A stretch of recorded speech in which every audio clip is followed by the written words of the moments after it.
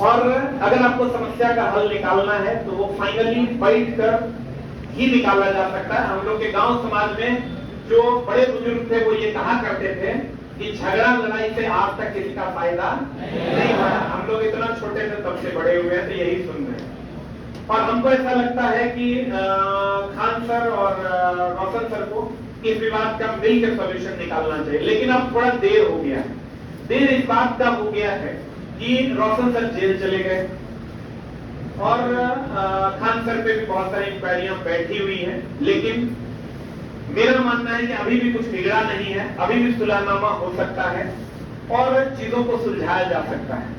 रही बात कौन सही और कौन गलत की, अगर आप ये सोच रहे हैं कि इस धरती पे कोई भी आदमी 100% सही नहीं है और 100% गलत नहीं, आप कहिएगा ये कैसे, तो एक बार आप अपने दिल से पूछिएगा, आप किसी भी आदमी को 100% सही कभी नहीं कर पाइए और 100% गलत भी नहीं कर पाइए। हाँ, लेकिन उस रात जो खान सर ने बयान दिया, इस बयान की हम कड़ी निंदा करते हैं और खान सर जैसे जिम्मेवार आदमी को यह बयान नहीं देना चाहिए कि मैंने अपनी आंखों से 10 राउंड गोली चलते हुए देखा, जिस बयान पे आज वो नहीं है। इस बयान की हम इसलिए निंदा कर रहे हैं, क्योंकि इससे बिहार की छवि खराब होगी और बिहार की छवि खराब इसलिए होगी कि जिस बिहार में हम कहते हैं यहाँ कट्टा नहीं कलम चलता है, अगर उस बिहार में आप उस लेवल पे जाकर के जहां बच्चे आपको फॉलो करते हैं, लोग आपको फॉलो करते हैं और वहां आप ये कह देते हैं बड़ी गैर जिम्मेदाराना तरीके से कि मैंने अपनी आंखों से 10 राउंड गोली चलते हुए देखा, कि इस बात का शायद स्पष्टीकरण आपको देना चाहिए और इस बात का स्पष्टीकरण एकदम आपको देना चाहिए। उसका रीजन ये है कि यहाँ बहुत सारे बच्चे बिहार के बाहर के होंगे। कौन कौन बिहार के बाहर के हैं, एक बार हाथ खड़ा कर, जो बिहार के बाहर के हैं। लड़कियां भी बहुत सारी बिहार के बाहर की हैं। आप कहां से आई हैं? यूपी से। आप लोग वो देखो, वो बंगाल से आई है, झारखंड से, बहुत बच्चे महाराष्ट्र से भी यहाँ आते हैं। होता क्या है दोस्त मेरे कि जब वो बच्चा यहाँ आता है तो हम उसको ये कहते हैं कि ये बच्चा तुम आने से पहले क्या सोचता था और अब क्या सोच रहा है। वो कहता है कि सर जब बिहार जाने का सोच रहे थे तो अगल बगल वालों ने मना किया कि मत जाओ बिहार, वहां गोलियां चलती है, वहां ये होता है, वहां वो होता है। वो कभी चला करता होगा, अब नहीं ऐसा होता है, अब ऐसा यहाँ नहीं होता है। हम लोग ये कहते हैं कि यहाँ आपने बड़े गैर जिम्मेदाराना तरीके से ये कह दिया कि बहुत बार बम फूटा, कितने बार एफआईआर करें। ये स्टेटमेंट भी हमको लगता है कि आपको नहीं देना चाहिए था। अब उससे नुकसान क्या है देखिए, जो बच्चे आपसे पढ़ने के लिए बिहार के बाहर से आपके पास आना चाहते थे, हमारे पास आना चाहते थे, क्या वो बच्चे अब हिम्मत कर पाएंगे? क्या उनके माँ पिताजी हिम्मत कर पाएंगे?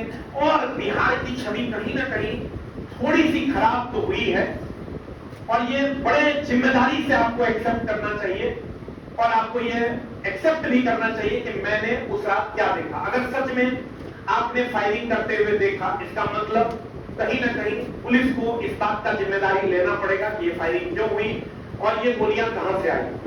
और अगर आपने नहीं देखा तो आपने क्यों ऐसा बोला, इस बात का स्पष्टीकरण आपको और पुलिस को देना पड़ेगा। पुलिस ने अपना स्पष्टीकरण दिया है, आगे क्या होता है देखेंगे।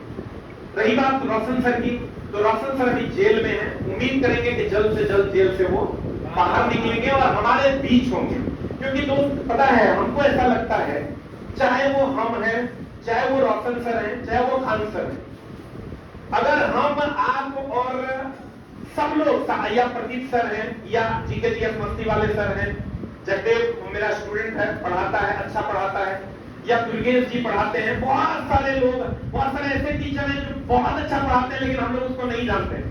गांव में वो पढ़ा रहे हैं और खूब अच्छा पढ़ा रहे हैं, खूब मेहनत कर रहे हैं, तो हम उनको जानते भी नहीं। मेरा मानना है, हमने पता है टीचरों से आज तक कंट्रोवर्सी क्यों नहीं किया। उसका बहुत सारे टीचर ऐसे भी हुए जो मेरे बारे में भी कुछ बोले, लेकिन मेरा जी नहीं करता है बोलने का। उसका रीजन ये है दोस्त मेरे कि हमको ऐसा लगता है कि अगर वो शिक्षक है, चलो मेरे बारे में 2-4 लाइन वो बोल दिए, मान लो बोल दिए, तो अगर वो शिक्षक हैं तो जरूर समाज को कुछ अच्छा सिखा रहे होंगे। तो अगर वो समाज को कुछ अच्छा सिखा रहे होंगे तो हाथ जोड़ के हम उनका रिस्पेक्ट करते हैं, और खास करके उन सभी शिक्षकों से जो अपना कीमती समय, अपना कीमती जीवन बच्चों के लिए देते हैं। रही बात कोचिंग व्यवस्था की, बहुत सारे मीडिया बंधु हमारे कोचिंग व्यवस्था पर भी सवाल खड़ा कर रहे हैं कि ये लोग पैसा कमाते हैं वगैरह वगैरह वगैरह। सच पूछे तो कोचिंग व्यवस्था में हम लोग या कोई भी हम जैसे टीचर, जितने भी टीचर जुड़े हुए हैं, सब लोग इससे धन का अर्जन करते हैं, इसमें कहीं कोई दो मत नहीं है।